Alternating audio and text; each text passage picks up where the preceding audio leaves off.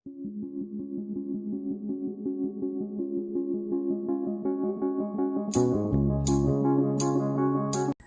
hello. Dito po tayo sa mga gabi dahil may order ang tindahan dun sa may harvest na gabi. So, mangunguha po tayo. Kuha ako dito ng ilang konti lang. Para sa tindahan niya. Bangan natin. At ang kinukuha ko pong gabi ay yung malilinis katulad nito. Yan, hanggang doon po yung putol niyan. Ito pwede siya hanggang dito ang putol. So ayan, abangan po natin. So ayan, nakapag-harvest na tayo ng ating gabi. Naubos na hanggang doon. Yan. Ito na po. Yan. Tsaka ayun.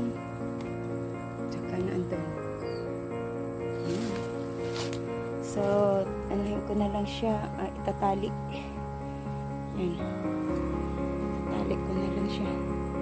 20-20 kasi ang tali eh. 20-20 pero 25 ang binta sa tindahan. So, ayan na. Ang ating harvest na gabi. Ready na siya for deliver sa market.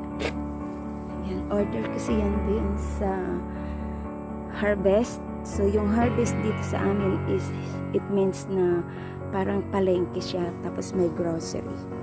Small, lang siya.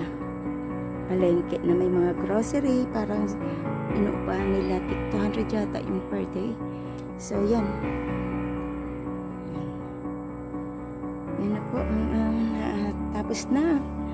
Nag-harvest tayo, ubos na naman yung mga gabi doon. Andoon yung gabi. Hanggang doon yun sa kabila yan. Para merong kita yung gabi. Kasi hindi naman ako nagugulay nito. So, yan lang po. At yan ang ating harvest para na siya. Ready for deliver na siya sa suki ng tindahan. May suki na si Loris Garden para sa mga pananim.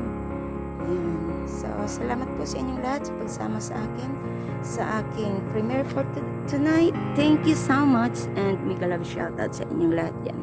Bye-bye and God bless.